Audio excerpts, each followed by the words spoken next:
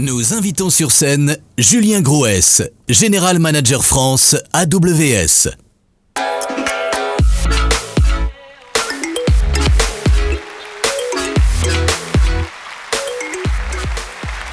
Bonjour à tous et bienvenue à l'AWS Summit 2019 à Paris. Quelle belle ville, merci d'être là avec nous aujourd'hui, nous sommes tous ravis de passer la journée avec vous. Merci d'avoir pris le temps de venir passer cette journée au Palais des Congrès. Vous savez, les équipes d'AWS en France ont travaillé dur depuis de nombreux mois pour faire que cette édition du Summit 2019 soit la plus grande et la meilleure. Et c'est la journée préférée des équipes d'AWS en France. Alors, vous le savez, le Summit AWS n'est pas une conférence comme les autres. Ce n'est pas une conférence de marketing, ce n'est pas une conférence de communication, mais c'est une conférence qui a été créée par et pour nos clients et nos partenaires. Alors, cette obsession du client, la Customer Obsession, qui est un principe clé chez Amazon, je la vis tous les jours au bureau depuis que je suis arrivé chez AWS. Et je le ressens aussi dans les échanges que nous avons avec nos clients, ça revient souvent, c'est le client est au cœur de tout ce qu'on fait, et je pense que cette conférence en est un parfait exemple. Alors aujourd'hui, on souhaite maximiser l'impact que cette conférence pourra avoir sur vous, et je pense que cet impact, il viendra grâce à l'échange. Alors l'échange entre vous et nous, l'échange entre vous, l'échange entre nos clients et nos partenaires, l'échange dans l'écosystème, et c'est ça, l'AWS Summit, c'est l'échange. Alors, le premier AWS Summit, c'était à Paris en 2012, il y a 7 ans. Il y avait un petit peu plus de 300 participants. Aujourd'hui, vous êtes plus de 6000, avec 50 sessions, et surtout 30 témoignages clients de leur adoption des technologies du cloud, leur expérience, leur retour de leur expérience qu'ils partageront avec vous aujourd'hui. Il y a aussi 70 sponsors qui ont permis de rendre cet événement possible. Un grand merci à eux, je les remercie énormément. C'est grâce à eux que cette journée est possible. Ils sont là aujourd'hui, ils sont présents comme ils le sont tous les jours à vos côtés, aux côtés de nos clients, pour vous aider à l'adoption du cloud. Alors, nos partenaires qui sponsorisent cet événement nous ont permis de rendre cette journée possible, nous ont permis de continuer d'investir dans l'information, dans cet échange et dans l'information. Donc, merci à eux et je vous propose de les applaudir.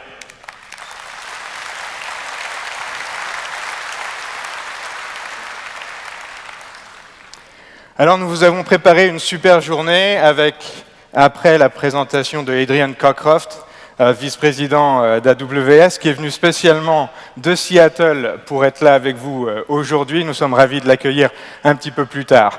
Il y a aussi l'exhibition et le hall où je vous recommande d'aller visiter sur les 3 étages, aller rencontrer les équipes d'AWS, aller voir nos partenaires, aller voir l'Innovation Corner, aller voir Startup Central. Il y a énormément de choses que vous pouvez aller voir aujourd'hui, poser toutes vos questions et j'espère vraiment que vous pourrez en profiter. Alors, l'autre événement de la journée, c'est la Deep Racer League. Alors, on est ravis parce que c'est la première fois que la AWS Deep Racer League vient en Europe et on commence à Paris. Il y a un circuit sur lequel vous pouvez aller les essayer. Alors, AWS Deep Racer, c'est quoi? Pour ceux qui ne connaissent pas, c'est le moyen le plus fun et le plus rapide si vous souhaitez vous lancer dans le machine learning. Alors, la Deep Racer, c'est une voiture qui est complètement autonome et elle carbure au reinforcement learning. Donc je laisserai Adrian l'expliquer un tout petit peu plus tard lors de sa présentation, mais je vous invite à aller participer au workshop, je vous invite à lancer ces voitures sur leur circuit et la meilleure ou le meilleur de la journée pourra partir tout frais payé à reInvent à Las Vegas en novembre. Donc allez-y et profitez-en. Alors je voulais revenir un petit peu sur là où nous en sommes chez AWS. Alors pas du tout pour célébrer AWS, mais au contraire, je crois qu'il est important de comprendre là où nous en sommes et le fantastic momentum du cloud AWS en ce moment. Donc ça a tout commencé en 2006, il y a 13 ans maintenant. Le 14 mars 2006 était le premier service d'AWS, Amazon S3. Et depuis, on a eu cesse de travailler avec vous, nos clients, nos partenaires, pour continuer d'innover, comprendre ce que vous attendiez de nous. Et aujourd'hui, il y a 165 services qui sont à votre disposition.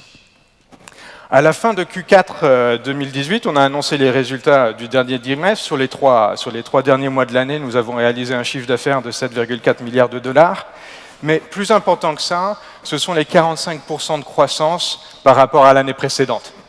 Ces 45% de croissance, ils représentent la fantastique dynamique du cloud aujourd'hui, mais surtout la satisfaction de nos clients que nous mettons au cœur de tout ce que nous faisons. Et cette satisfaction, elle nous permet de continuer d'innover et de développer de nouveaux services pour vous.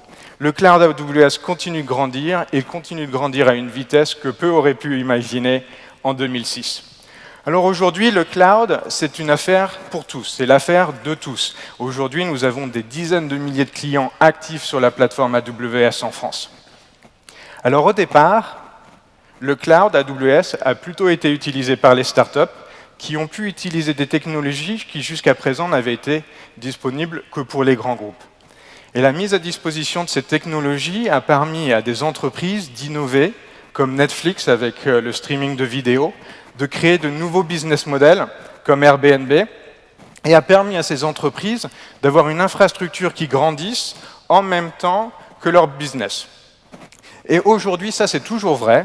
Par contre, aussi, aujourd'hui, les entreprises peuvent bénéficier de toute taille, peuvent bénéficier des mêmes technologies. Et elles le font pour pouvoir gagner en flexibilité, libérer des capitaux financiers, créer de nouveaux business models, et puis aussi libérer les talents, libérer les équipes techniques, libérer les équipes d'IT qui peuvent maintenant se concentrer sur l'innovation, qui peuvent se concentrer sur la création de nouveaux services et la création de nouveaux business pour apporter de la valeur.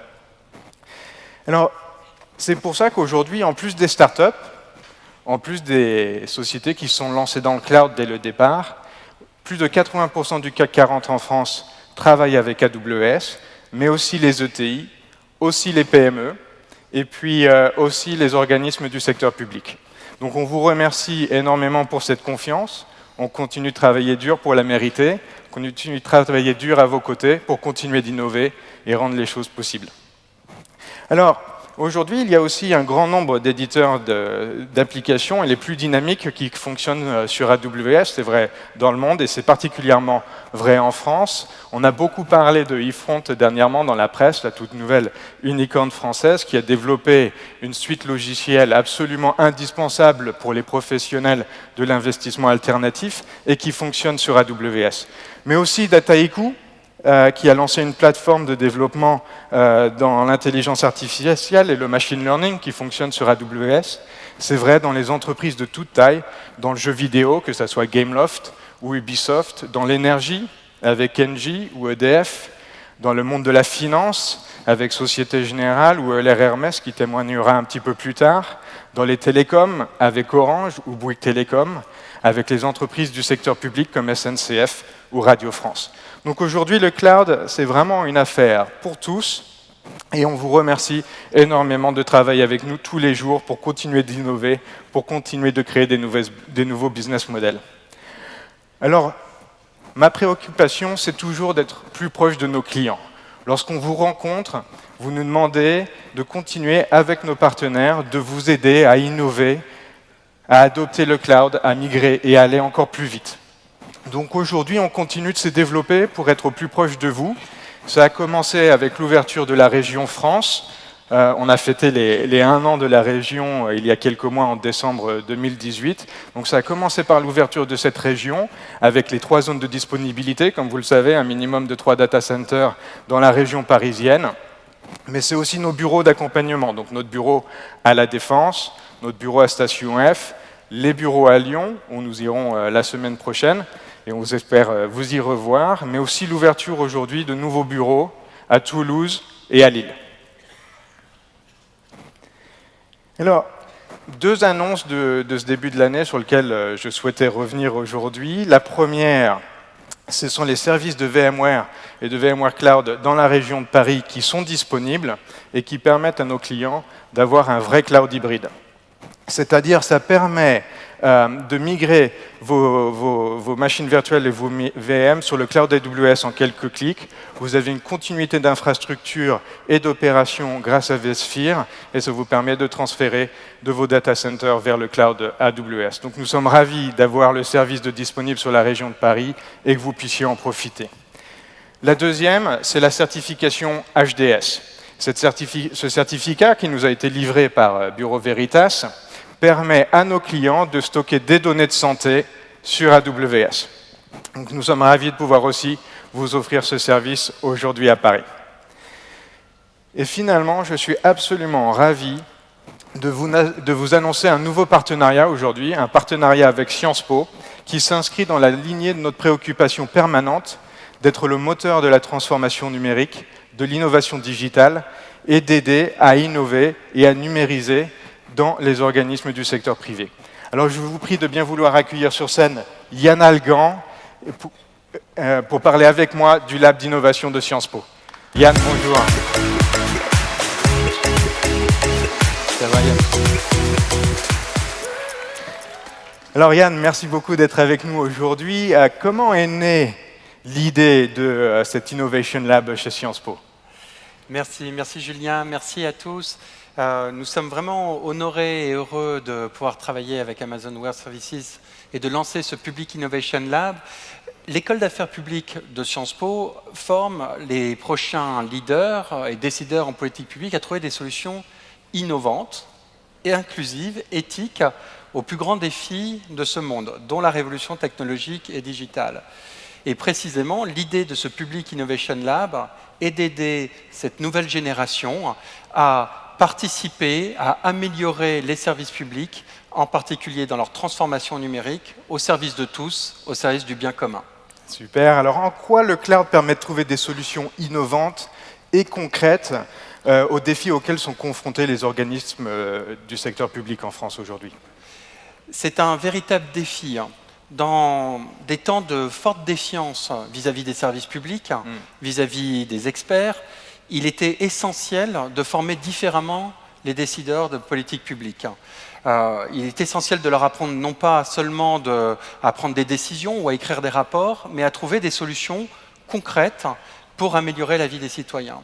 Et justement, grâce à ce Public Innovation Lab, les étudiants vont se servir de la technologie hors pair et mondiale d'Amazon Web Services, notamment dans le cloud, pour améliorer la vie des citoyens avec des prototypes dans l'ensemble des domaines tels que l'éducation, la santé ou le développement durable. Très bien. Alors, Yann, en tant que doyen de l'école d'affaires publiques, qu'est-ce que vous attendez comme innovation de cet Innovation Lab? Qu'est-ce que vous souhaitez voir comme innovation?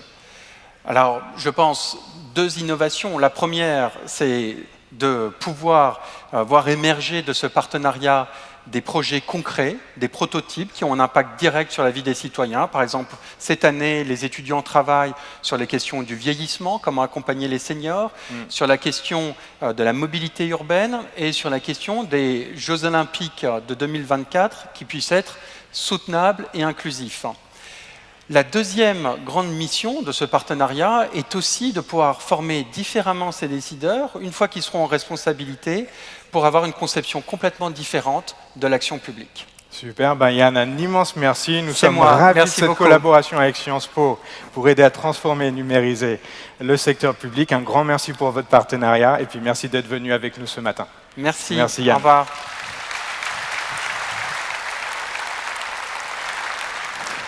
Alors on est vraiment au cœur du sujet avec ce partenariat. Un grand merci à Sciences Po, un grand merci à Yann d'être venu témoigner avec nous ce matin. Alors pour conclure, je vous souhaite de passer une excellente journée. On se retrouvera tout à l'heure en clôture où on annoncera la Startup Architecture of the Year, où on remettra les prix au Student Challenge et où il y aura une présentation de Stéphane Adinger, qui est le directeur technique d'AWS en France et un gourou avec ses 10 certifications. Et Stéphane présentera la motivation des équipes dans le cloud et pourquoi les équipes s'éclatent dans le cloud. Et en fait, c'est un sujet qui est revenu souvent et qui me fascine. Dans les premiers rendez-vous que j'ai eus avec nos clients, les clients nous remontaient la satisfaction de leurs équipes depuis qu'elles travaillaient dans le cloud. Et c'est quelque chose de fantastique. Et Stéphane s'est penché sur la question et vous apportera son analyse tout à l'heure.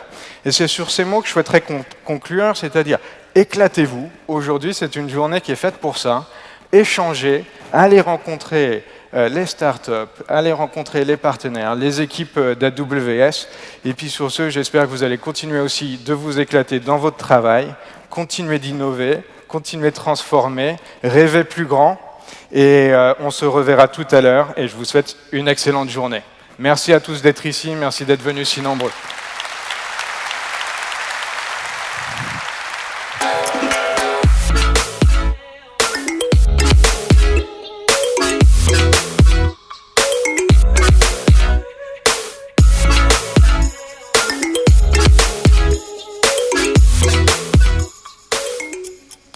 Hi, everybody.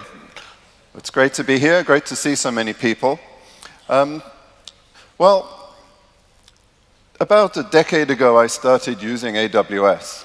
And I was one of the first users, and I found the reason we chose AWS was because AWS was so far ahead of the other providers at that time. And I find that it's still true. AWS is still ahead. And AWS is now how many companies build their products. It's how they build their services. And I know many of you in the audience have a lot of experience on AWS.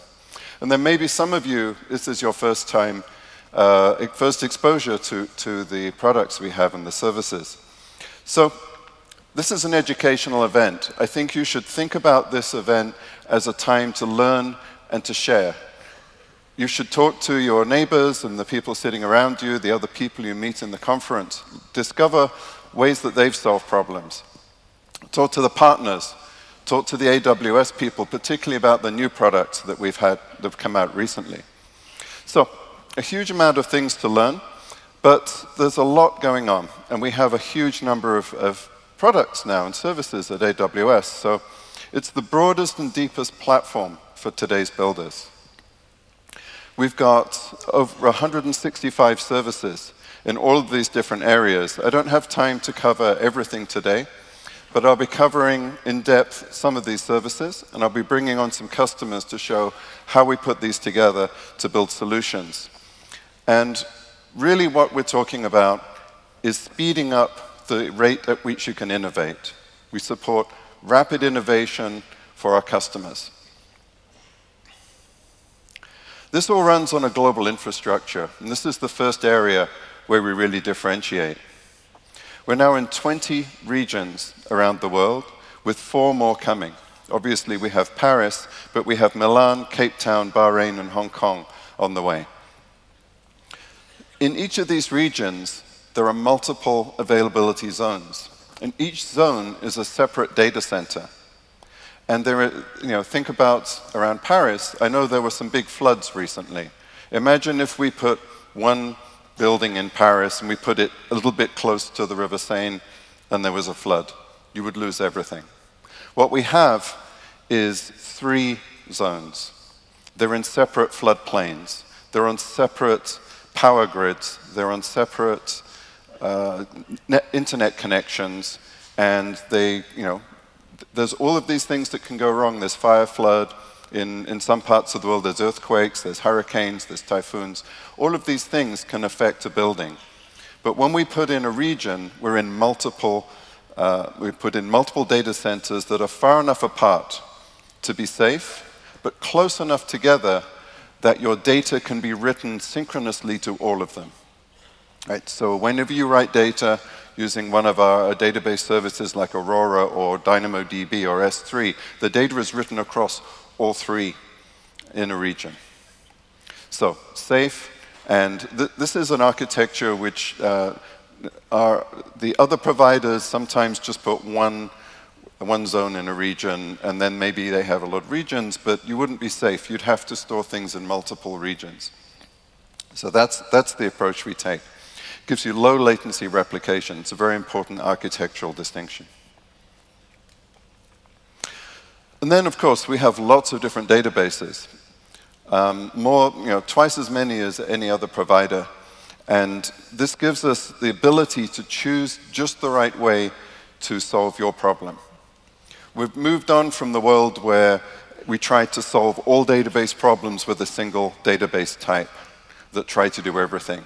Now it's much better to say, this is a graph database, this is a highly scaled NoSQL store, this is a relational database. We have different applications, different use cases for it. We also have migration services.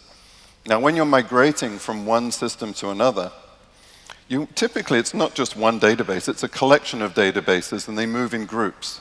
So Migration Hub lets you gather together the things that need to migrate in one go and track the progress of them. So it's a central place where you can look at how your migration is progressing.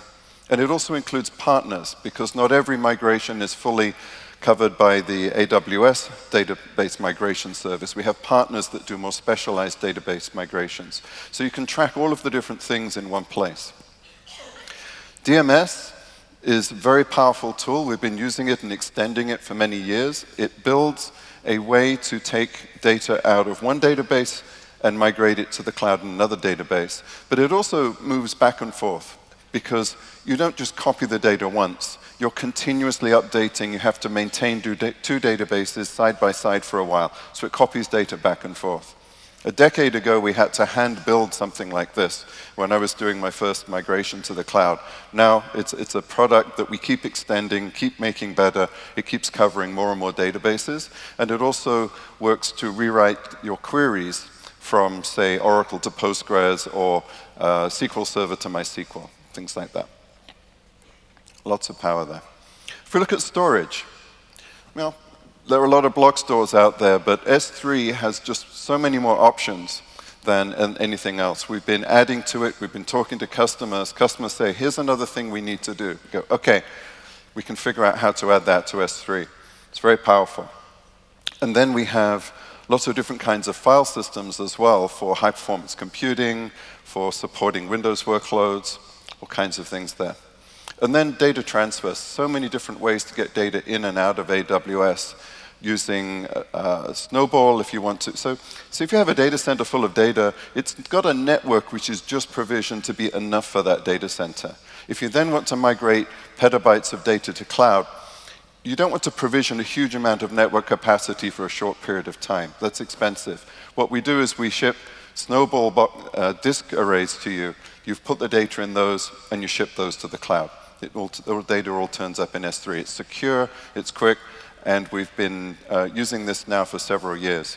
If you have an exabyte of data to move, we'll send a truck full of these things. It's called a snowmobile. And there are some customers that have been moving that much data to AWS. Then on security, we have lots and lots of different security products, more than 200 security compliance and governance features, by far the most of any supplier. This comes from talking to customers around the world. They're moving critical workloads to AWS, and they're saying, this is what we need. The government says it has to work in this way. The auditors then interpret that. The customer and AWS work together, and we say, OK, we need security with these mechanisms. We have 116 services, 3 times more than any other provider with security features, and with 54 services integrated with a key management service. And a lot of these where you bring your own key. So you manage the keys, you provide the key, and AWS doesn't store the keys. So that way, when you bring your own key, we can work with some government and financial regulations, which are very high security requirements. All right, so let's look at a few different things. Let's look at how we move to the cloud. Let's look at cloud migration. How do we move customers even faster? We've got lots of different options here: data transfer, migration, app migration, and the resources. If we look at data transfer, 12 unique ways to get data in and out of AWS. Obviously, Direct Connect for going directly to the system, but then video streams. So if you're getting a lot of video, you can feed that in directly and process it in real time. We have even very detailed things. Customers said, well, we have all applications that are using FTP. Well, we'll use SFTP. You can now put that up as a service and implement some of the legacy interfaces that customers need. We also migrate many applications. We've been working a lot with SAP. We have a deep integration with VMware. I'll talk a bit more about that later. But we also support Windows very strongly. You may not realize this, but AWS hosts nearly 2 times as many Windows Server instances in the cloud as all of Microsoft. It's amazing. And we've been doing this for over a decade. Experience, a huge amount of experience here. And we have customers, for example, Autodesk is running Windows on AWS for over 10 years, and Salesforce that runs over 10,000 Windows instances on AWS. Of course, we've got to migrate faster. We have the Migration Acceleration Program, which will help you with the financial aspects and building all of the commitments you need to make a migration happen. You have the Cloud Adoption Framework, a lot of information about how to do this. Professional services to do it for you. And then the marketplace. The marketplace is really powerful because you can bring in all of your third-party applications and you can find them. You can say, I need a service for doing log analysis, and you'll look in there and you'll find, well, there's Splunk, and there's Elasticsearch, and there's logs.io, and there's all of these other services, maybe Humio, there's lots and lots of services here, and you can pick the one that's right for you. So if you're a partner, if you're a software vendor, the marketplace is becoming an extremely powerful way to reach the customers who are doing these migrations and give them all the options in all the different categories. So what about hybrid? How do we deal with this? During a transition, everyone is hybrid. You have some in your data center, you have some things running in the cloud. So we have to be able to integrate everything together. You have data integration to move data back and forth. But we've just recently announced Outposts. This is still in preview, but it's going to be very interesting because previously, everything had to be in our data centers. With Outposts, we have machines which will provision it wherever you need them to be. In your factory, in your data center, at the bottom of a cell tower, anywhere that has a good network connection, and then we will control them directly from our existing control planes in our regions. So it will behave like an AWS service, but the provisioning onto the machines will be under your control. It's an amazing new capability. We're still exploring this with many of our customers. So this is something that really takes a very centralized approach and starts to distribute it out to the world. We also have an option for things that need to be disconnected. Let's say you have a ship or a vehicle or something where the network connectivity is going to be intermittent. And maybe you need a ruggedized deployment. That's what Snowball Edge Compute does. So we have many versions of Snowball. We have one which is just disks, really, for moving data. But then we have another one that has a compute within it. And you can use that, you can create clusters of them, and you can put those in wherever you need them to be and run locally. Finally, we have VMware Cloud on AWS. Many of our customers use VMware, and they wanted a way to dynamically grow their clusters without having to add more to their data center. So you can take an existing VMware environment, use your existing licenses, you work on this through VMware, but as you're growing into AWS transparently to grow and shrink. So now it makes your on-premise VMware environment elastic.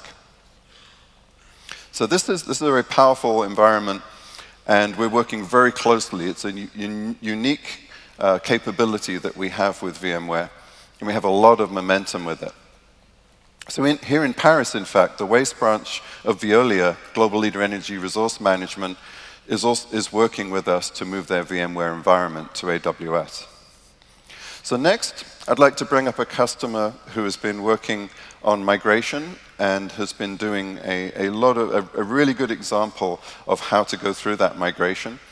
And the customer is Gameloft. They're a leading worldwide gaming company with millions of games downloaded every day. They're engaged in a major transformation. AWS is helping them innovate and scale faster. I'd like to bring up the head of infrastructure at Gameloft, Gilles Chevy, but first let's watch a video and see some of the gaming in action. Thank you. I'ma keep on fighting till the day I die. See, I was born to be a legend. Talk about forever whenever I am. People never quit, never stop, never let up in it. I would never give any thought to surrender. I'ma fight until I die. Look my rival in the eye. Better pray that you survive. I'ma face my own demise. I was born on the battlefield like a million knives. Oh man, you'll never take me alive. You'll never take me alive. No matter how hard that you try, you'll never take me alive.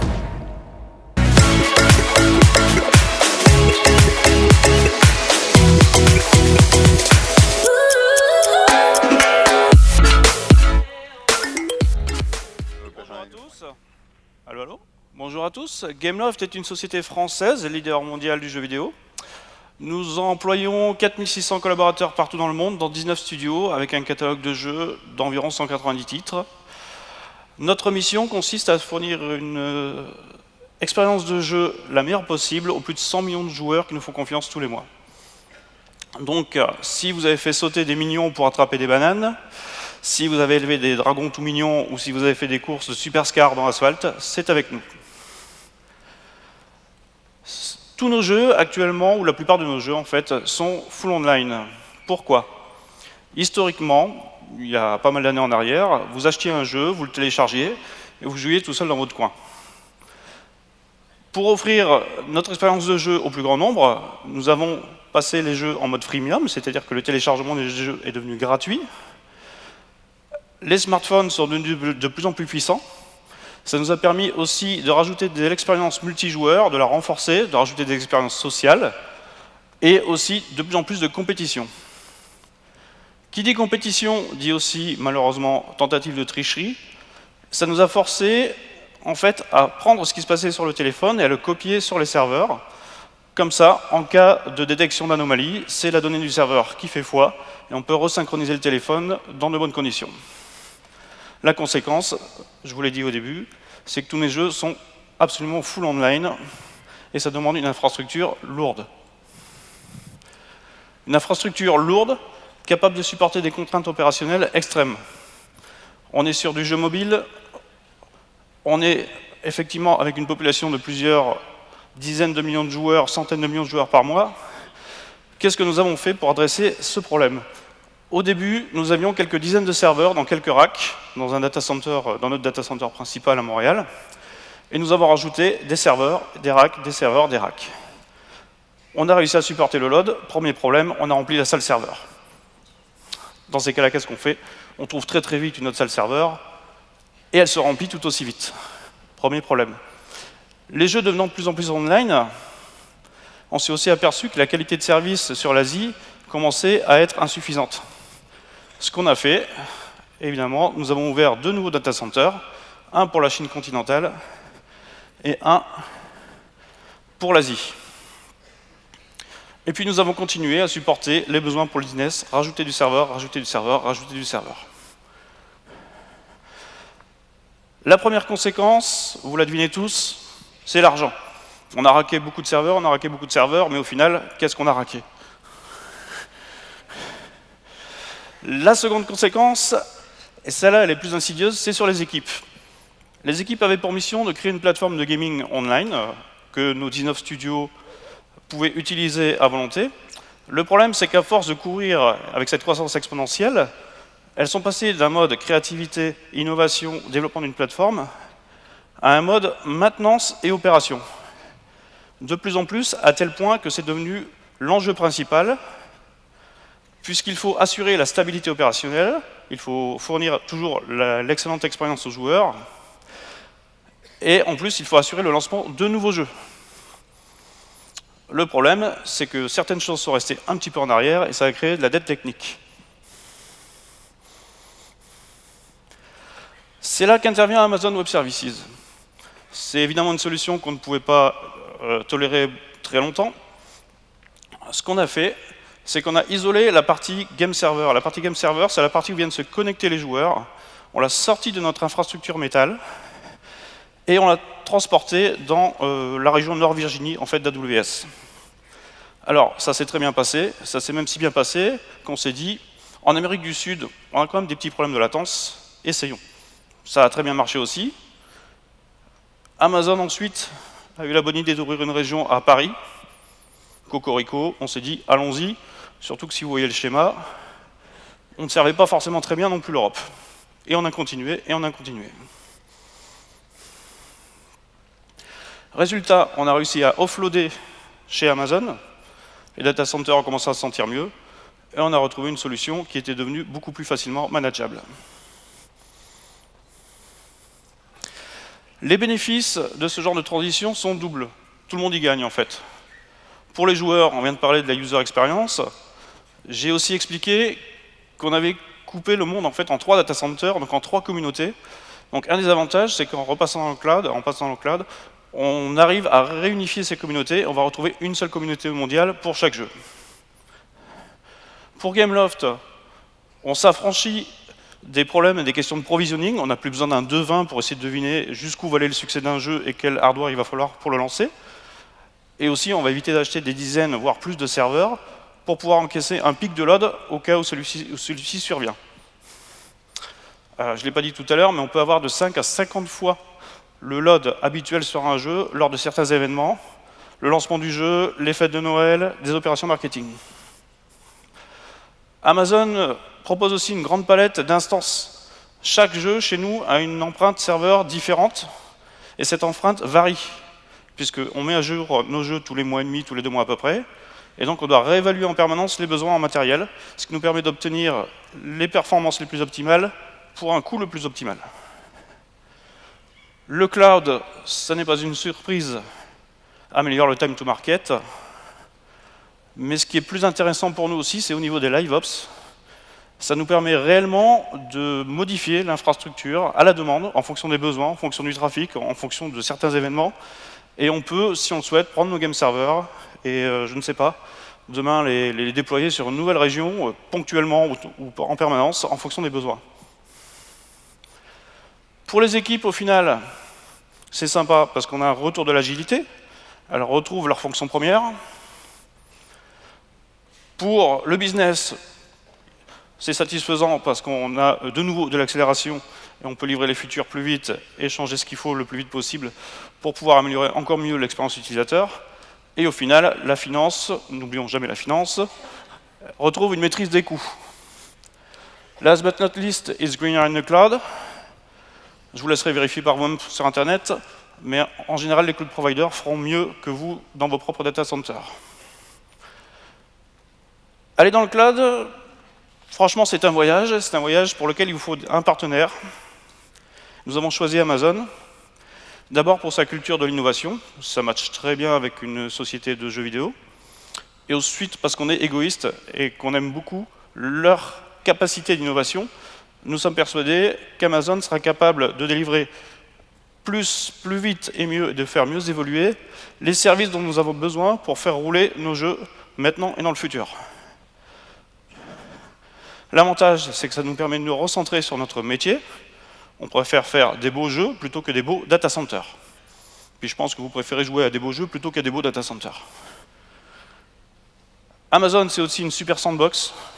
Vous avez un problème, une interrogation, vous pouvez essayer. 1 fois, 10 fois, 100 fois. Le mieux, c'est même d'essayer 100 fois en parallèle. Vous prenez vos métriques, vous gardez la solution qui vous va, vous effacez le reste. Ce que vous avez récupéré est probablement 80% prod ready. Donc c'est intéressant parce qu'un test devient la base de la production. Et enfin, Amazon Web Services.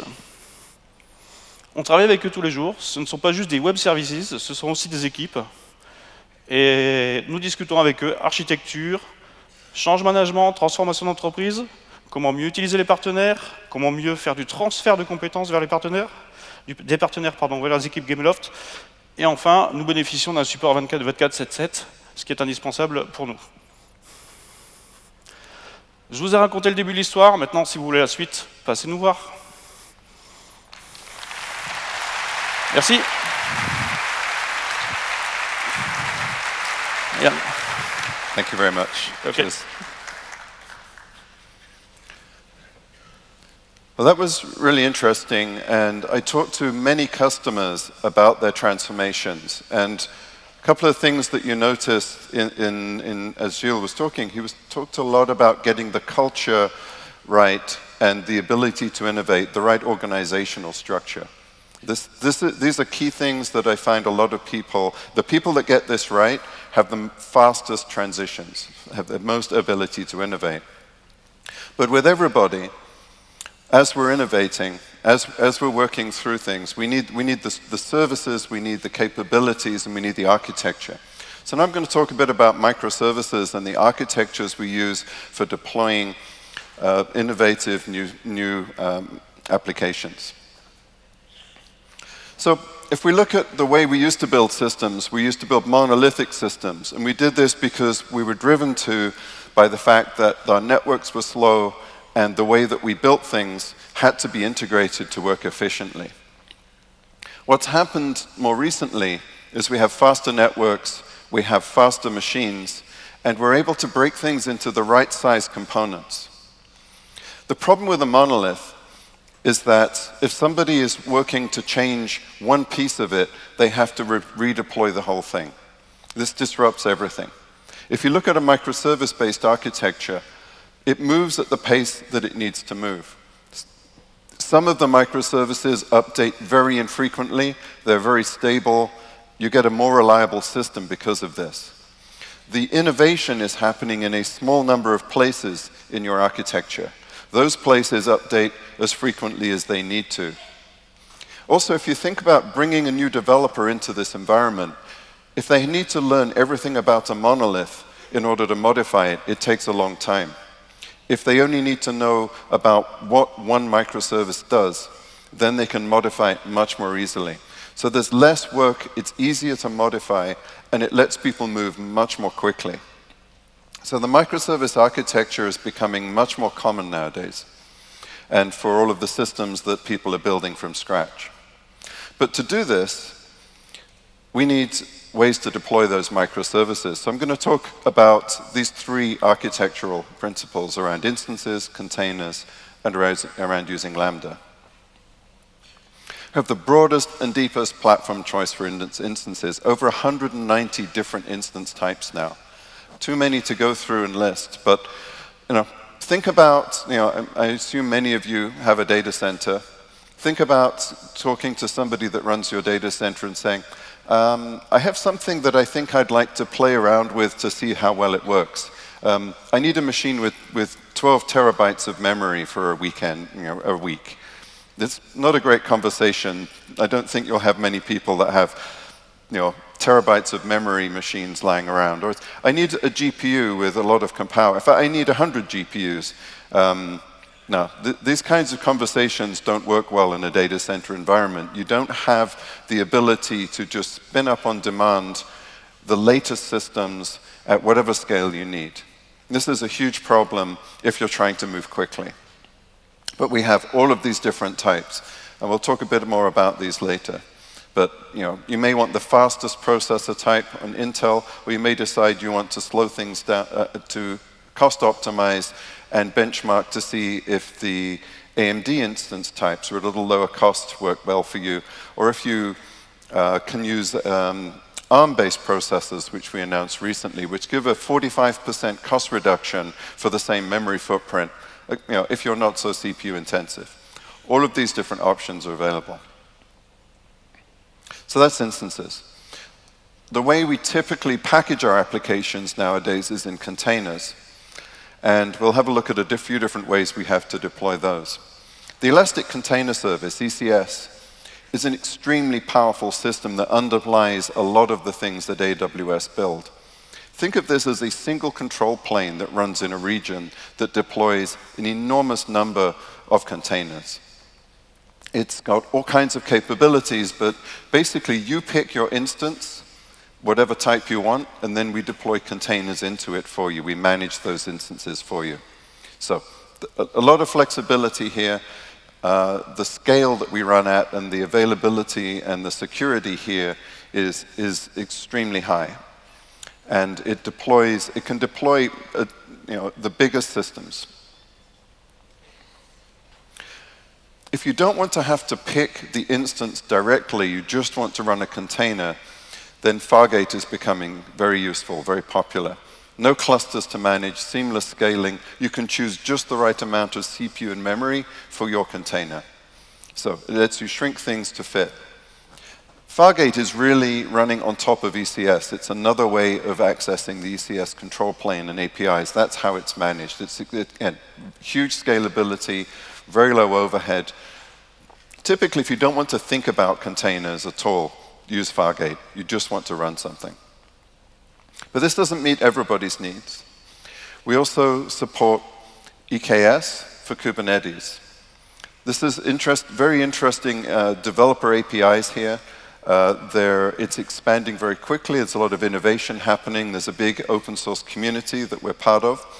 And with Kubernetes, you can run the same thing in your data center and across multiple providers. So that is something that a lot of people care about.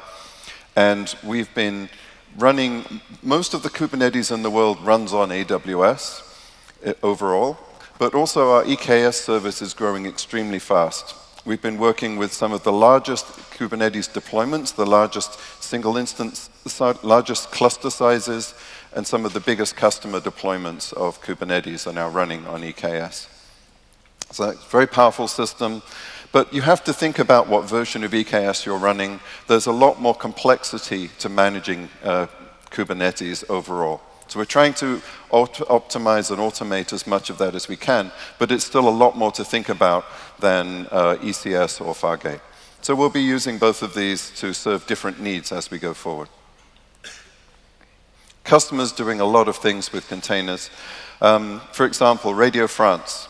They have more than 14 million listeners every day, and their web and digital infrastructure uses Kubernetes on AWS, running across several regions. If we look at Lambda, we're taking a microservice and we're breaking it into event-driven functions. These functions are only running when you need them to run. And the application the use of Lambda is really driven by how many event sources you have and how many different ways you have to process it. We've got by far the most comprehensive serverless capability on AWS. We have 46 different services that you can generate or access via Lambda. And think of Lambda as gluing together building blocks. And your building blocks are all of the other services. Lambda glues them together. It's extremely rapid to develop with Lambda. It's not just a little bit faster, it's many times faster to get something built using Lambda. And then when you go to run it, it's many times cheaper because it stops running every time the work stops. So when there's nothing to do, everything goes to zero. And there's no deployed instances, there's no compute running. You just have to pay for whatever storage is permanently there. So if you get into this architecture, you find very rapid to build, very low cost to run, but you're constrained by the building blocks you're working with. So you have to adjust some flexibility. So constraints can be really good on architecture, and it's often the way you go faster is by having more constraints, so there's less discussion. There's only one way to do something. So that also helps speed everything up. Here's a typical architecture. This is for image resizing. HomeAway, this is basically, you take lots of photographs of an apartment which you're going to rent, you upload those pictures, and HomeAway process them into the images which will be seen by the people that want browsing to decide where they want to stay. And this work comes in very intermittently, but it's something where you want to process it very efficiently, and Lambda's a good example for that. Lots of customers using Lambda. I'm going to bring up another customer now, Euler Hermes. They've developed over 100 years of innovative solutions to protect future cash flow of the customers and a worldwide leader in this space. They're building the next generation of trade insurance, leveraging serverless and machine learning solutions on AWS. Here to tell us more is the CIO, Antoine Lamanja. Thank you.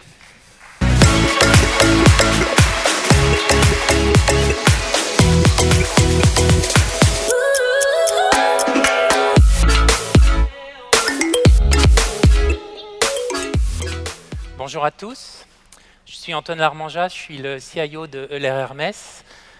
Euler Hermes, c'est le leader mondial de l'assurance crédit. Mais qu'est-ce que l'assurance crédit? On fait à peu près 2,5 milliards de chiffre d'affaires, même plus, et on assure un grand nombre d'entreprises. On est une espèce de fluidificateur de l'économie. Je vais prendre un exemple. Quand une entreprise, appelons-la entreprise A, vend à une autre entreprise, disons l'entreprise B, elle n'est jamais sûre que l'entreprise B puisse la payer. Et du coup, elle vient nous voir, elle s'assure et elle prend ce qu'on appelle une assurance crédit. Si l'entreprise B, en effet, fait défaut et ne paye pas, dans ce cas, nous, on rembourse jusqu'à 90% de la facture. Donc, qu'est-ce que vous voyez ici ? On voit qu'on a une contrainte de transaction, puisque des entreprises A, c'est nos clients, donc il y en a des dizaines de milliers dans le monde. Des entreprises B, il y en a encore plus. On a dans notre base de données qu'on évalue à peu près 30 millions d'entreprises sur une base de données qui est encore beaucoup plus large. Et puis, on doit gérer beaucoup de transactions, de nombreuses transactions qui sont en temps réel. Et on évalue à peu près 82% des réponses que l'on donne de l'entreprise A vers B en temps réel. Ça fait à peu près 600 000 demandes de limites par mois. Évidemment, il y a de nouveaux acteurs qui rentrent dans ce marché. Des acteurs comme des plateformes, des acteurs comme des marketplaces. Et ces nouveaux acteurs, ils demandent des interactions digitales différentes. Ils demandent des API, ils demandent de la performance, ils demandent de la scalabilité, de la résilience, etc., etc. Eh bien pour ça, on s'est dit, on ne peut pas continuer avec une infrastructure classique. On ne peut pas continuer avec une façon de faire de l'IT habituelle. Et donc on va engager une transformation IT assez profonde. Évidemment, en dehors de cette transformation culturelle, DevOps, etc., on s'est dit, si on veut avoir de nouveaux produits, introduire de nouveaux produits, le cloud devenait une évidence. Les startups le font, nous aussi, on va le faire. Pourquoi? Parce que c'est très important pour nous de pouvoir rapidement répondre aux demandes de nos clients. C'est surtout aussi très important de pouvoir introduire des produits rapidement et sans attente. Cette transformation IT, elle s'est faite autour de 4 grands principes. 1, les API. C'est mon grand cheval de bataille, les API, parce que les API, c'est ce qui nous permet de nous interfacer au plus profond des systèmes d'information de nos clients, dans les ERP, dans les marketplaces, dans les plateformes. Ils demandent des API REST en dessous JSON avec une belle performance. Les microservices, on a cassé nos monolithes en petits morceaux. Ces petits morceaux sont des microservices et ça nous permet de tirer la meilleure valeur des fonctionnalités de nos applications. Le cloud, j'y reviens pas, on en parle aujourd'hui. Et le data analytics, l'analyse de données. On est une entreprise de la donnée. Je vous ai dit combien de centaines de milliers de millions, de dizaines de millions d'entreprises on a dans notre base de données. On a des enjeux de machine learning qui sont très importants, etc. On est une vraie entreprise de la donnée. Qu'est-ce que ça a permis de faire? Ça nous a accompagnés dans notre transformation, disons, culturelle vers le cloud, vers la culture DevOps. Cette infrastructure, évidemment, on a des gens qui travaillent dans l'infrastructure. On préfère toujours qu'ils fassent du développement. On préfère toujours qu'ils soient près du développement proche et pour nos clients. Et du coup, toute notre infrastructure, on l'a terraformée. Le terme de terraformer, ça veut dire que l'on a utilisé que toute notre infrastructure est programmée. C'est un morceau de code. Ça s'est accompagné évidemment de la culture DevOps, du CI/CD, on utilise GitLab, etc. Et chaque petit morceau d'infrastructure, il est tagué. Et quand il est tagué, ça veut dire que je sais à tout moment combien coûte mon infrastructure. Je sais combien coûte cette application, combien coûte ce microservice. Tout ça, quand on allie transformation IT, transformation technologique, cloud et transformation culturelle, ça nous permet quoi? Ça nous permet d'introduire de nouveaux produits rapidement, des produits high-tech.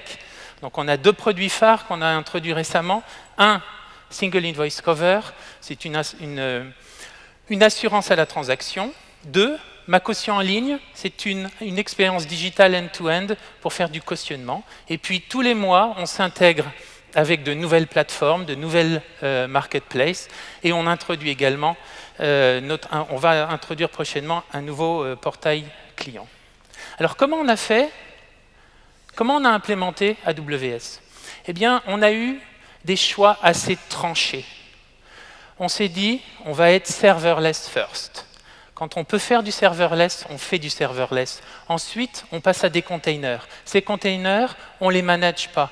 On ne les scale pas nous-mêmes. On utilise les services managés d'AWS. Et c'est seulement quand les 2 premiers ne sont pas possibles que l'on recourt évidemment à des EC2 ou à des infra classiques. Donc on utilise beaucoup de Lambda. Ensuite, on utilise des containers sous ECS avec Fargate. Et on utilise également des bases de données qui sont managées, comme du Dynamo. On préfère toujours des bases de données RDS, parce qu'on préfère des bases de données managées que des bases de données à manager. Et puis nos applications, on ne les passe pas dans le cloud comme ça, on les prend, on les refactore et on les passe dans le cloud. Et ça, c'est très important. Alors évidemment, on n'est pas totalement naïf. On sait très bien que quand on fait ces choix, il faut les faire en pleine conscience. À chaque choix de service managé AWS, on le documente, on évalue les pros et les cons, on évalue l'adhérence que ça génère vis-à-vis du cloud provider, et on regarde les alternatives. On regarde les alternatives avec d'autres clouds, on regarde les alternatives avec de l'open source. Et c'est ça qui nous permet de garder une espèce de conscience de nos choix. Donc pour finir, on a allié, et c'est ça qui est assez encourageant ou intéressant chez nous, on a allié, une transformation IT, une transformation culturelle qui est totalement supportée par notre management, ça c'est très important, le top. Et puis, ça nous a permis d'introduire un grand nombre d'applications, un grand nombre de produits à des coûts marginaux. Et ça, évidemment, sans le cloud, ça aurait été impossible. Sans le cloud AWS, ça aurait été très, très difficile également. Voilà, c'est notre histoire. Merci beaucoup et bonne fin de summit.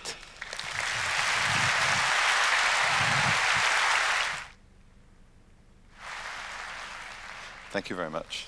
Yes. So we've talked about microservices, and if you just break up all of your application code, but you keep one big database, you're actually creating a distributed monolith. And this is one of the patterns that doesn't work. So one of the areas we look at as well is how do we break up the big old monolithic database and break it into all of the other, break it down into many different data sources, each doing the right thing. And each microservice should have its own data store. So that's really the approach. But what we're seeing also is people moving from proprietary databases to open source, from SQL Server to MySQL, from Oracle to Postgres, and to MySQL or MariaDB. So there's lots of different options here, but we're seeing a big increase in demand for open source databases because of the very, very standardized interface to these and the ability to get out of enterprise lock-in kind of contractual contracts. So Aurora is what we built to solve for the main problem. It's MySQL Postgres compatible, but we didn't just want to run the open source version of the entire system. We can do that with RDS, but we found that we needed to go further. We needed something that was more available, more scalable, and gave us a better ability to go in and replace the more proprietary databases. Compared to standard MySQL, it's 5 times faster, 3 times faster than Postgres. Highly available, but running at 1/10 of the cost of a commercially grade database. Very powerful. It's also now the fastest growing service in AWS history, tens of thousands of customers. It's been extremely popular, and we've been using it internally. We've been doing our own migration to particularly within Amazon to move off of Oracle and onto Aurora, a mixture of Aurora and DynamoDB. But this is just a very powerful environment.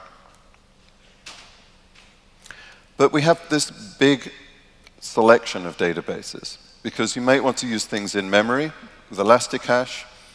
There's graph databases, time series, ledger databases, I'll talk a little about that later, key value, and document. Lots of different options. You want to use the right tool for the job, and for each microservice, you should think about what is this service doing, what data does it need to store, and pick the right kind of environment to put behind it. Just looking at a few in a bit more detail. DynamoDB, fully managed, highly scalable. It can run at the rate that the Amazon commercial site, the Amazon shopping site, drives on a prime day, drives DynamoDB to extremely high levels, higher than anyone else would ever need. So we have one huge customer driving the scalability here. You can use this, and it scales from 0 to as much as you'll ever need. But what we've done in the last year or so, last year and a half, we've had 29 new features. Some of the big ones are global tables. So now you can store data in one region, say in Paris, and have the data automatically replicate to, say, Dublin, or in the US, or Singapore, anywhere you need it. On-demand backups and point-in-time backups, you can go back to any point in time. Once this is enabled, you basically have 35 days you can go back and say, you know, I had some data corruption that happened last week that I didn't notice. I need to wind back this table to that point to recover everything. Those kinds of things are immediately possible. So point-in-time recovery is really important. And then capacity on demand. When you have a serverless workload, it wants to scale down, it needs to scale up when lots of traffic comes in. So you're going to be building systems that are very dynamic. You want to have a pricing model for the database which scales down to 0. So reliable performance at any scale. Let's just look at a local customer, Winamax, one of the biggest online gaming and entertainment portals in the world, over 5 million users. They migrated from a core MySQL database with 50 terabytes of data to DynamoDB, and they process over 22 billion requests every month without having to manage anything on premise. So that's DynamoDB. Now, one of the things that you hear a lot about nowadays is blockchain. And you know, a lot of people just turn off and think this is all hype. Well, there's a few interesting things going on here. And we talked to customers to find out what did they really need and what was really going on under the hood. We discovered there were 2 separate things that we needed in this space. And one of them is QLDB. It's a fully managed ledger with all the cryptographic guarantees that you expect from a blockchain-like environment, but it actually is centralized. There's a lot of applications that don't actually need the decentralized model that blockchain provides. It's okay to have one central copy. This gives you a lot of performance, efficiency, scalability, in the ability to have a lot of control over what's going on, but with the immutability and the ledger that basically says, I can verify every transaction, I can see the history of everything that has ever happened. It's an extremely powerful service. People are still figuring out exactly the areas to use it for, but it's extremely interesting, and it's worth digging into if you're doing anything in this space. It's based on some underlying technology that we've developed at AWS for a very long time that powers the underlying capabilities that AWS has. And then there are times where you really do want to use a standard blockchain. And we're supporting now Hyperledger Fabric and Ethereum. Again, this is kind of an RDS-like solution. We bring it up as a service. We also make it easy for you to deploy. And this is for distributed trust, gives you lots of capabilities. And we're seeing applications in healthcare and in sort of tracking physical things with, where you want to know that there's these entities are out there, and you want to be able to track them across multiple entities to say, that you don't want to have central control. You don't trust the central control for it. Again, this is secured and well integrated into AWS with the AWS Key Management Service.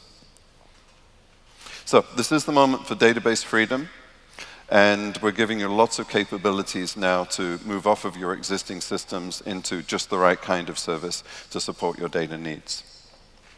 So on top of data, we're going to look next at analytics. You got the data in, the next thing you're going to need to do is make sense of it. Companies want to get more value from their data, and we have the broadest and deepest data and analytics portfolio. I'll dig into a few of these in a minute, but I just want to bring up something I don't have a slide for. A few weeks ago, we released the open distro for Elasticsearch. So if you're using Elasticsearch, this gives you security, logging, alerting. There's a few different things that we've added into it.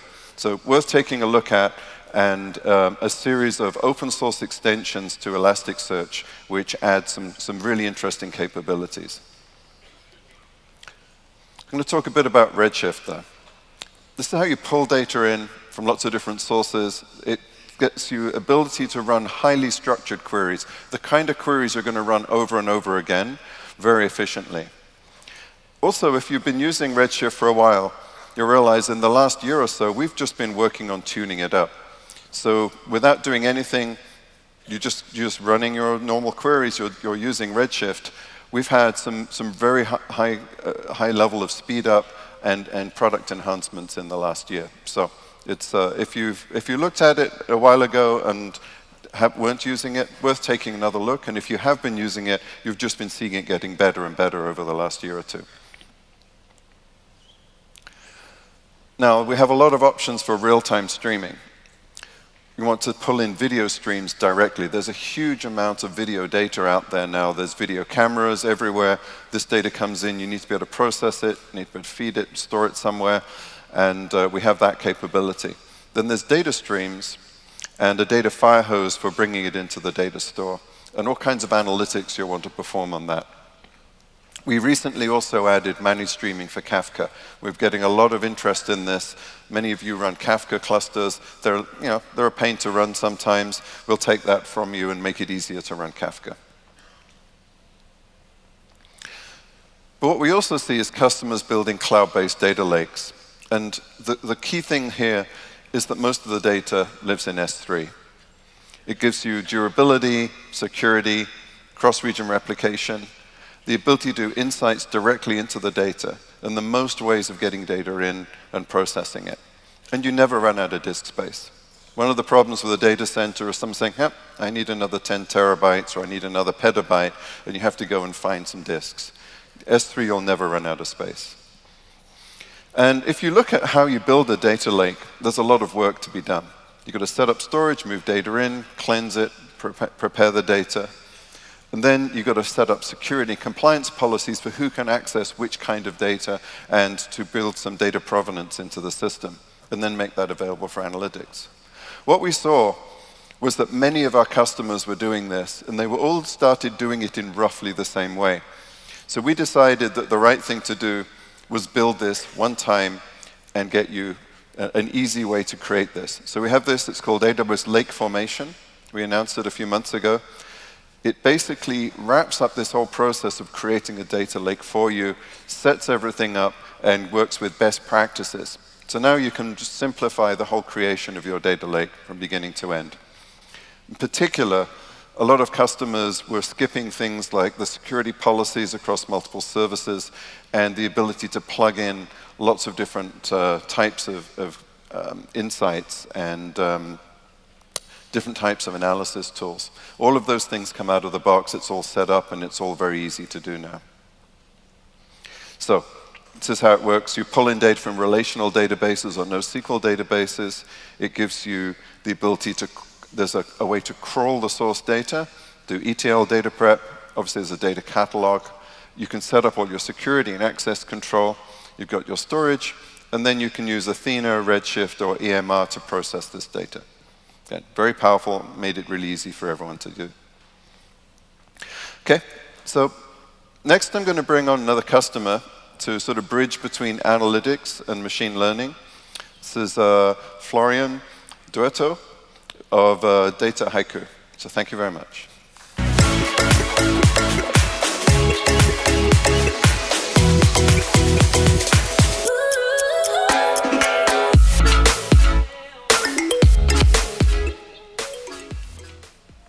Bonjour. Si vous êtes avec nous ce matin, vous êtes probablement dans la course.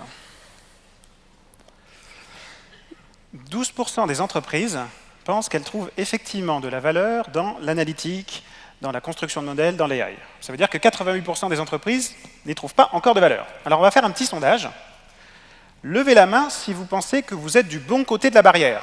C'est-à-dire si vous pensez que votre entreprise trouve de la valeur dans ses datas. Allez, levez la main, levez la main. Il n'y a personne au dernier rang, ou alors je ne vois pas très bien. Non, mais gardez la main levée, gardez la main levée. Attention, attention, attention. OK.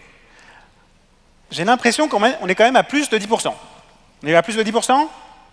Oui. OK, c'est bien. Donc, plus de valeur, analytique, etc. On est content. Maintenant, levez la main si vous aimez dessiner sur un tableau blanc. Dessiner sur un tableau blanc pour faire des diagrammes d'architecture. Ah bah, là, c'est quasiment tout le monde. Et oui, mais parce qu'on est au cœur de la bête, là. On est là où, en fait, l'architecture se crée. Et avouons-le, en fait, quand on fait de la data et de l'analytique, si on a la bonne capacité de stockage, la bonne architecture, si on sait collecter et stocker les données, en fait, on a fait à peu près la moitié du travail.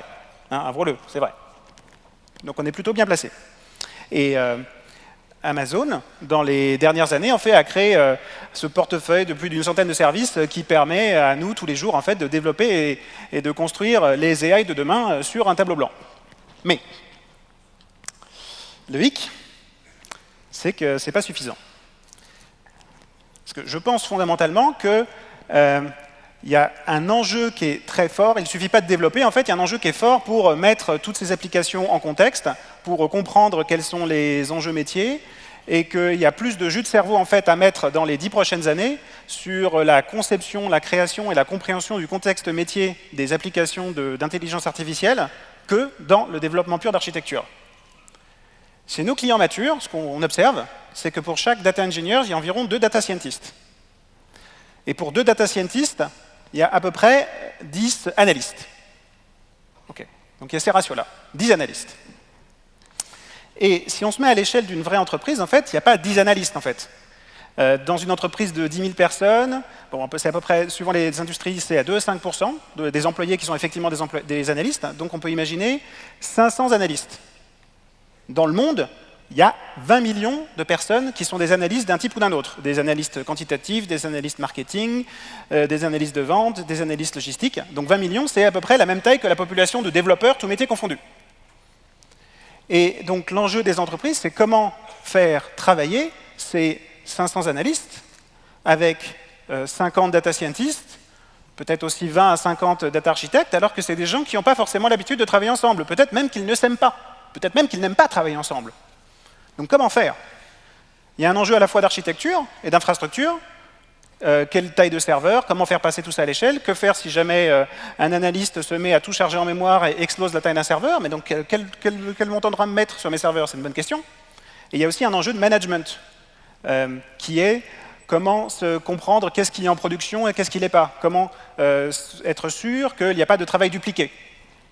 Donc des enjeux de management forts. Et comment faire en sorte que les gens travaillent effectivement ensemble. Chez Dataiku, notre vision, c'est de dire que pour permettre ça, il faut créer une vision unique, une expérience unique, en fait, de la construction d'applications analytiques ou d'intelligence artificielle, qui commence avec la captation de données et qui finit avec des API en production. Et les différentes étapes vont être donc la captation de données, le nettoyage de données, les transformations de données, la construction de modèles prédictifs, leur passage en production et après leur monitoring. Et l'enjeu, c'est de faire en sorte que toute cette chaîne soit potentiellement construite par un analyste qui va cliquer visuellement, développer cette chaîne en comprenant son métier, tout en ayant les data scientists, les développeurs, les ingénieurs rentrer dans les moments clés pour étendre ces développements et les rendre plus pertinents. Et en fait, c'est cette collaboration qui est clé. Qu'est-ce que ça veut dire en pratique quand on l'instancie dans une architecture concrète? 500 analystes, 50, 100, 650 personnes au total, qui vont se connecter sur une instance Dataiku, sur un VPC, qui elle-même, en fait, ne fait pas grand-chose. C'est une instance très française. En fait, elle est relativement paresseuse. Tout le calcul va être effectivement fait par des instances IMR ou Redshift, suivant le type de schéma et le type de calcul analytique à faire. Et les modules d'apprentissage automatique vont être sur Kubernetes, sur Amazon EKS, ainsi que des environnements interactifs de développement en Python, R ou Scala pour les développeurs. Et donc l'enjeu est d'avoir cette plateforme unique qui permet en fait à l'équipe de scaler son travail. Ce type d'architecture et ce type d'approche, c'est quelque chose qu'on fait chez Dataiku et qu'on vend depuis 5 ans maintenant. Et maintenant, on a 200 clients grandes entreprises qui effectivement l'utilisent, et à peu près 20 000 utilisateurs. C'est des clients qui ne viennent pas d'une industrie particulière, qui sont vraiment dans toutes les différentes branches et les différents corps de métier, et qui ont en commun, dans les derniers mois, en fait, d'avoir massivement migré vers le cloud. C'est-à-dire que plus de 50% d'entre eux utilisent majoritairement le cloud pour leurs calculs. Ce même chiffre, il y a 18 mois, c'était 25%. Donc une évolution notable, en fait, de ce marché. Leur enjeu pour les années à venir, c'est une fois qu'ils ont fait ce passage à l'échelle, c'est une fois qu'on a effectivement compris comment faire travailler ensemble des équipes analytiques et que le big data, ce n'est plus juste un POC qu'on jette, mais quelque chose qu'on conserve, quelque chose sur lequel on capitalise. Maintenant qu'on commence à avoir des modèles qui passent en production, l'enjeu, ce n'est pas juste l'algorithme qu'on développe aujourd'hui, mais c'est le fait de savoir si la société, l'organisation pour laquelle on travaille, est capable d'imaginer avoir 100, 1000, peut-être 10 000 modèles et scores en production dans les 5 ou 10 ans qui viennent. Et c'est de savoir si mon organisation est prête à cela. Donc posez-vous la question. Merci.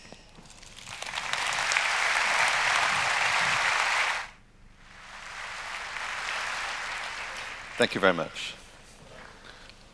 Okay, so let's talk a bit about machine learning and what are we doing in this space. We've been making a really big investment in machine learning in the last few years.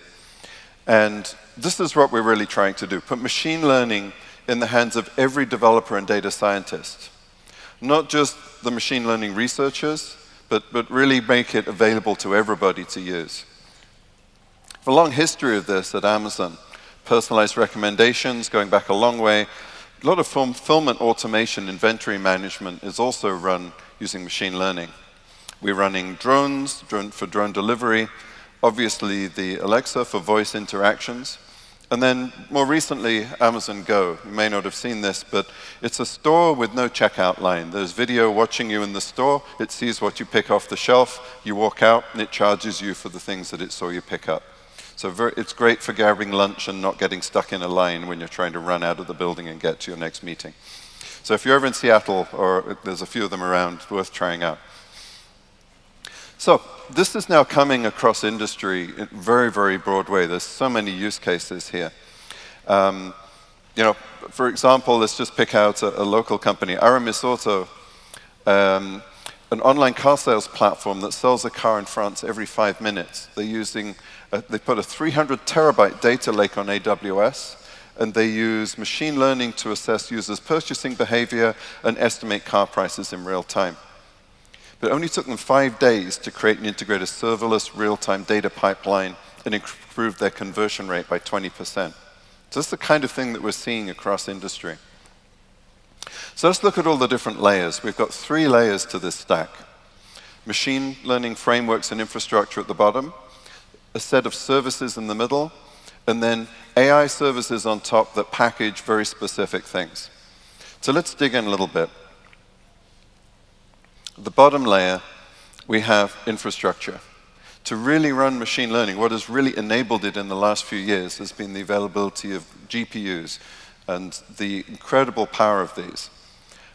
We come out more recently with an instance type that is the most powerful that you can get in the industry. It has 3 times the network bandwidth with a 100 gigabit network, twice the GPU memory of anyone else, and more system memory as well.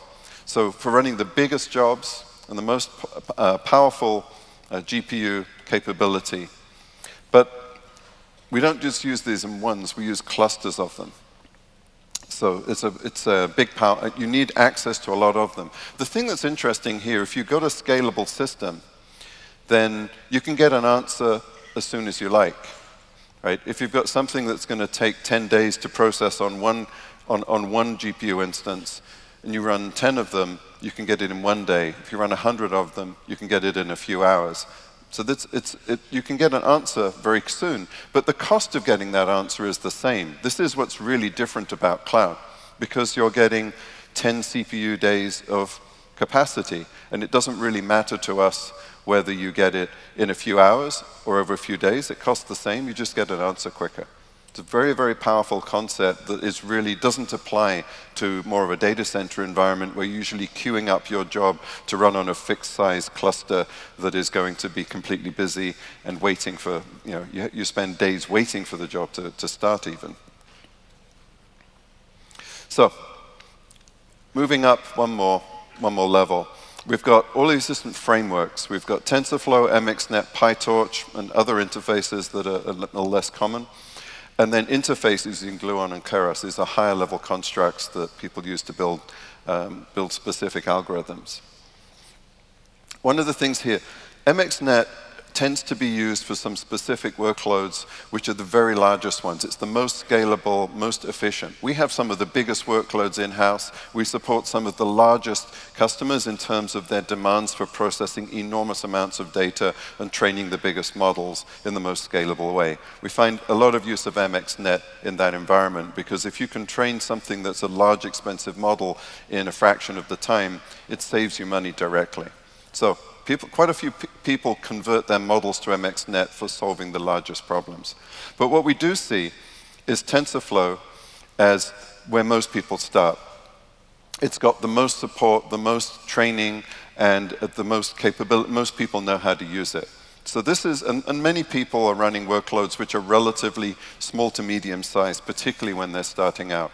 So TensorFlow is very popular, and we support it directly.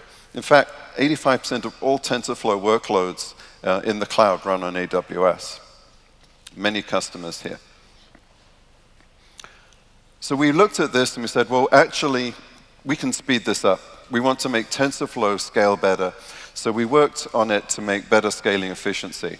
So if you look at 256 GPUs, which is a fairly large capacity cluster, what we found was that TensorFlow only scaled at 65%.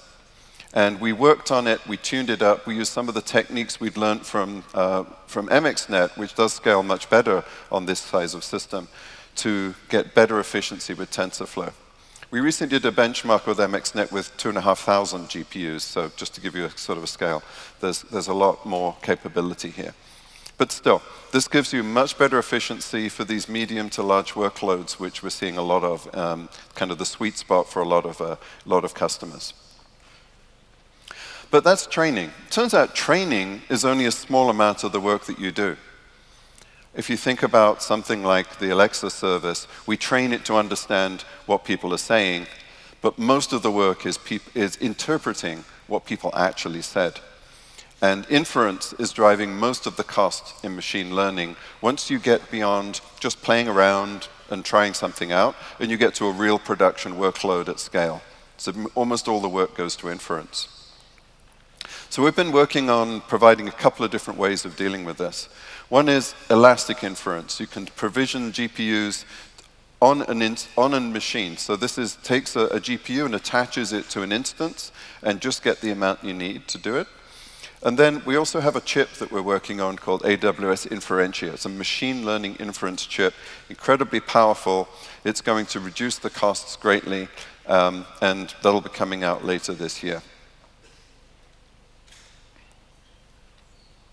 So that's the frameworks and infrastructure level. Let's move up a bit.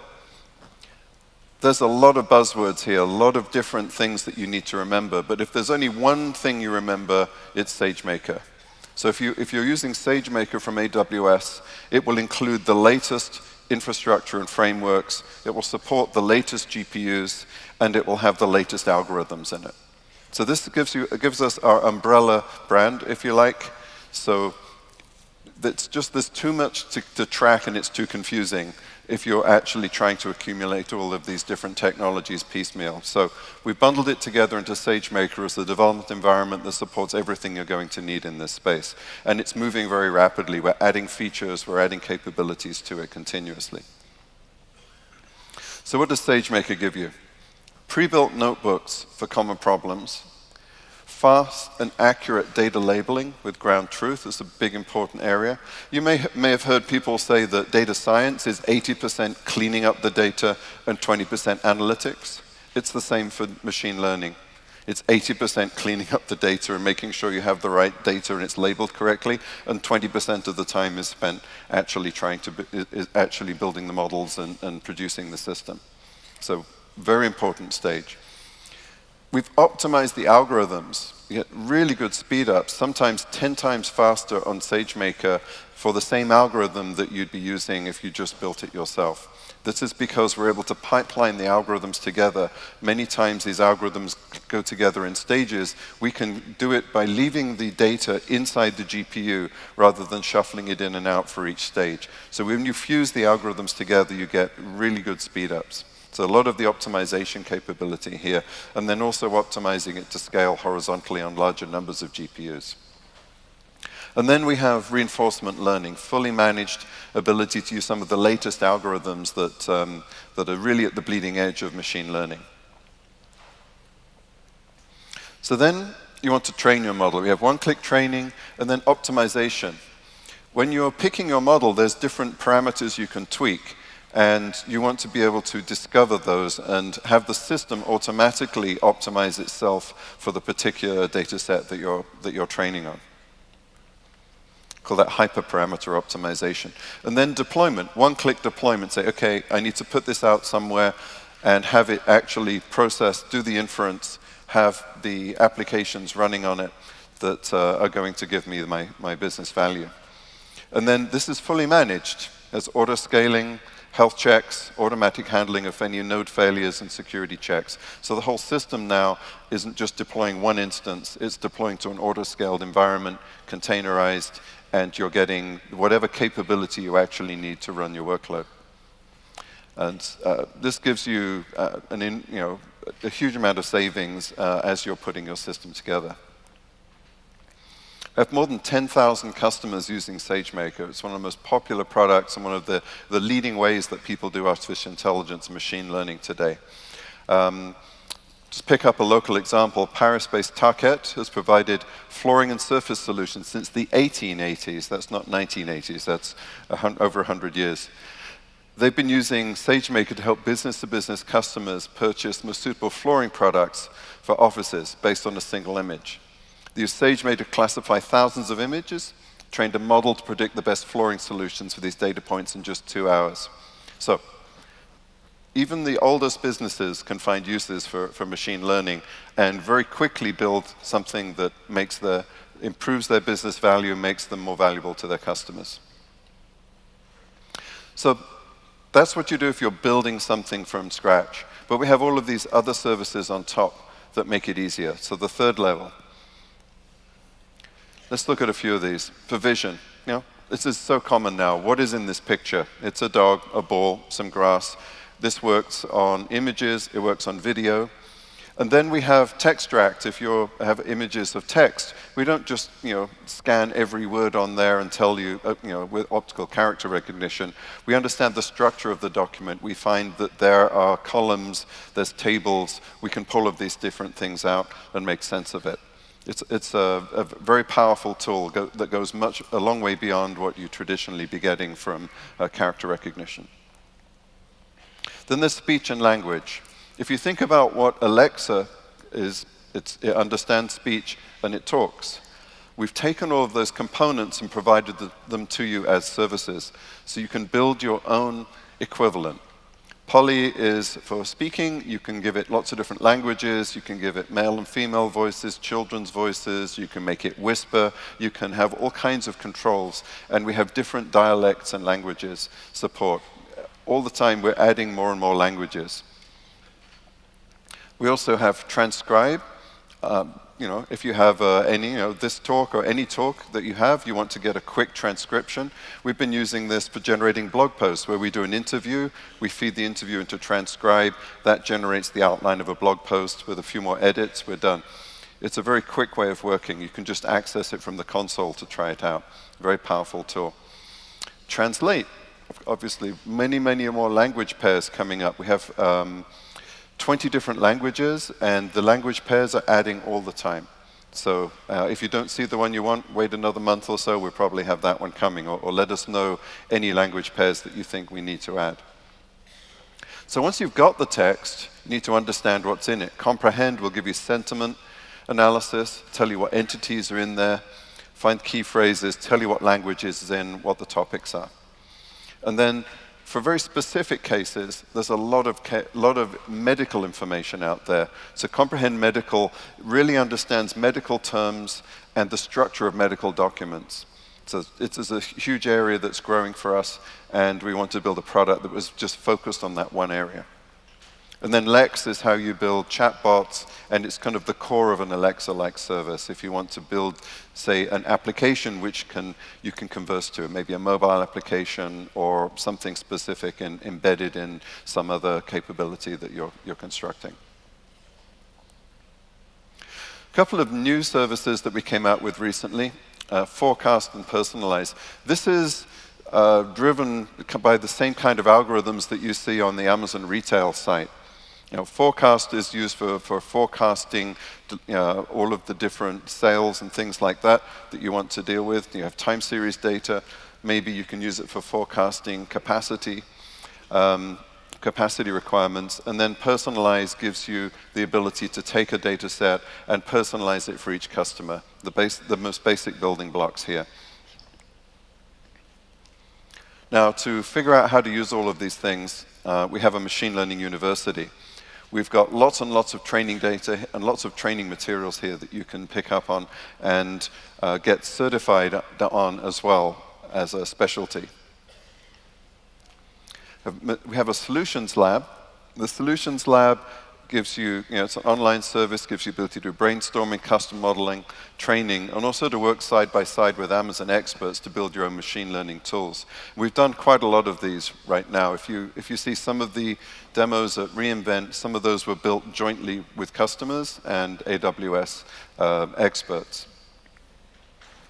But, you can get rolling with machine learning, but how do we speed this up? Let's give you something to play with that's going to make it really real for you and let you learn some really useful techniques. So we have Deep Racer. This is a fully autonomous 1/18th scale race car, a model car, driven by reinforcement learning and a camera. You build machine learning models using SageMaker RL, and then you download them into the car and have it drive around a little track and see if it can learn how to drive around the track.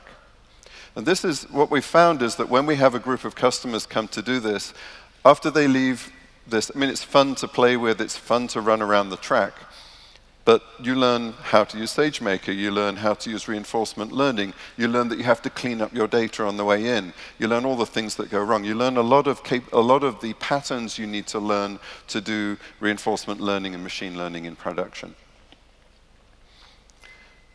You don't have to have the actual car to do this. There's an online simulator, which is actually part of our RoboMaker product. If anyone here that's working on robotics, we have another whole product line built around making robotics easier using the open source robotics operating system.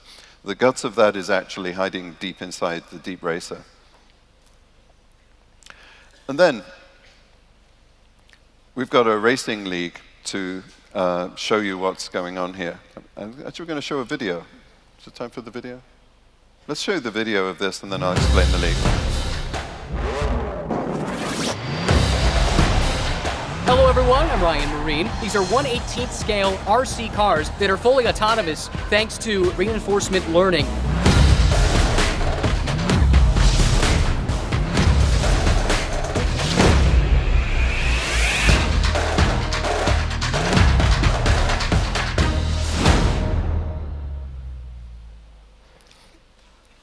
Okay, so we ran the first version of this at reInvent with the prototype cars, and then we ran it again last week in Santa Clara, the very first time out, and we're running it again today. So we're going to be running these race car events at our AWS summits through this year. This is a global autonomous racing league for machine learning driven cars.